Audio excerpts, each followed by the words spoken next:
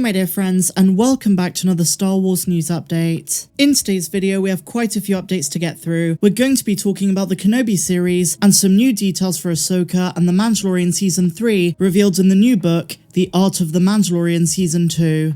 As always, my dear friends, before we dive into the news, please may I ask you to hit that big red subscribe button if you've not done so, and also be sure to give that bell a good old tickle so that you never miss a video. And I just want to say a huge thank you for 100,000 subscribers. It's an absolute dream come true. Let's keep this community growing. So without much further ado, and without any more jibber jabber, let's dive straight into it. So we begin with a Making Star Wars leak that was posted last night. Bail Organa, as well as his wife Breha, are both back for the Kenobi series. The legendary Jimmy Smits, who is a prequel's fan favourite, is going to reprise his iconic role as Leia's adoptive father. Since the planet of Alderaan, as well as a young Princess Leia, are going to be major elements of this show, this casting update makes a lot of sense. When it comes to his wife Breha, Making Star Wars say that they're not sure if Rebecca Jackson Mendoza is going to be the one returning to the role. Mendoza portrayed the role of the Queen of Alderaan and the adoptive mother of Leia at the end of Episode 3. Princess Leia's upbringing and childhood have been alluded to in the novels, but never shown on screen, so this is certainly going to be lore expanding when we see it in Obi-Wan Kenobi. And I should also say that Jimmy Smits is also rumoured to feature in Andor, which is logical considering the role he played in the early rebellion, as we see in Rogue One and Star Wars Rebels. The former Senator of the Republic is truly one of the most important characters in all of Star Wars. I'm just gonna flat out say that one of the founding members of the rebellion, Bail Organa, at this point in the timeline 10 years after Revenge of the Sith, is truly a crucial figure, but I suspect in this series we're going to see more of the paternal side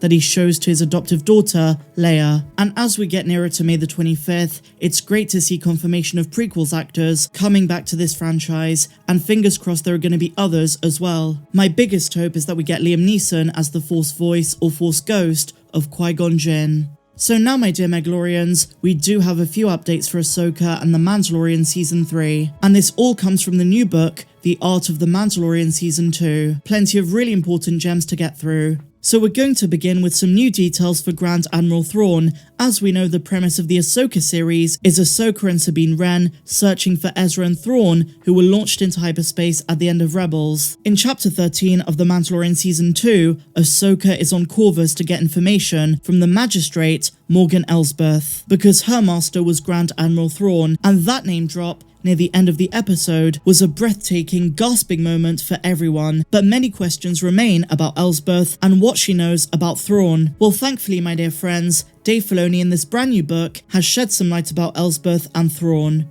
In his own words, he said, "The magistrate is a former Imperial, but she's an industrialist. My idea was that she had an idea of metallurgy and obviously knew what Beskar was, and she was pillaging this planet and stealing all of its resources. People who were willing to take everything from a world and give it to the Empire were valuable to the Empire," and he also hinted that these actions continuing after the Empire is defeated are a great threat to all, and the buck stops at the master of Elsbeth, Grand Admiral Thrawn. Filoni states, "And even after the fall of the Empire, the people who built the war machine were still out there and really dangerous. They need to be tracked down because otherwise they're going to keep doing what they're doing and find new ways to exploit people." Now, Morgan Elsbeth's history is a bit murky, and likely intentionally so. Chapter 13, The Jedi, revealed that she is a survivor of a massacre that took place on her homeworld during the Clone Wars, and many people think that she's a Night Sister, and it's her grief over the incident that led her to follow a similar path of planetary destruction. As Dave Filoni noted, she is an industrialist, and her willingness to destroy worlds made her a valuable resource in building the Imperial Starfleet. It wasn't until Ahsoka demanded to know the location of Thrawn that the pieces started to fall into place. Those of you who watch Star Wars Rebels know that Thrawn was in favour of the mining efforts on Lothal, as he needed the resources for his TIE Defender project, and while Thrawn did not completely want to destroy the planet,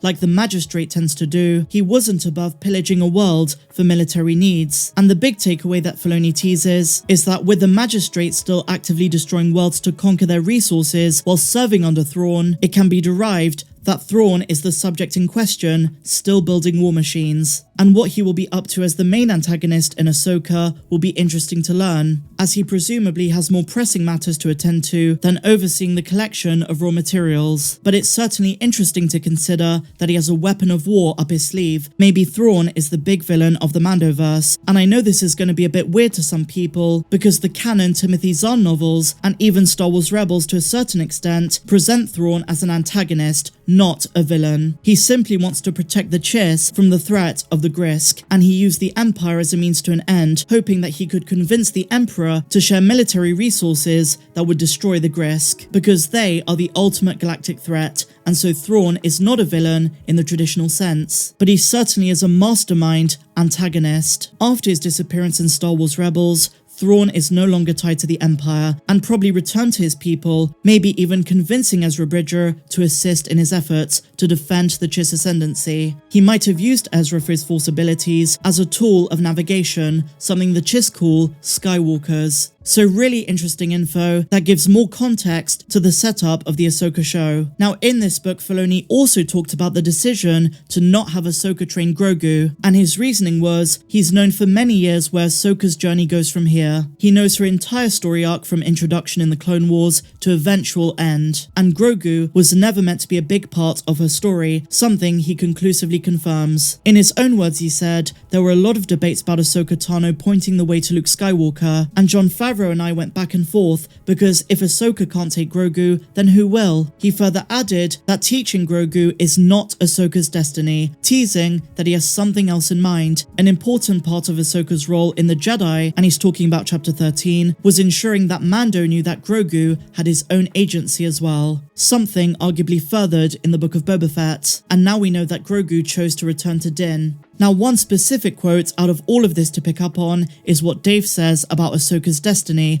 and it tells us something amazing and crucial about Dave Filoni. He's consistent. Just like George Lucas had a concrete storyline for the prequels years before their conception, Dave Filoni knows what's going to happen to Ahsoka, and he's known for years as well. And it's just a matter of time until it all unfolds before us. Are you excited by this? Because I, for one, am super hyped. I think it's really incredible what he's setting up here, and these excerpts from the book give me such great hope that Star Wars Ahsoka is going to do justice to not only Tano herself, but every character involved, especially such a legacy character like Grand Admiral Thrawn, a character who is beloved the fandom over, who was first introduced in Heir to the Empire, the first installment of Timothy Zahn's expanded universe Thrawn trilogy.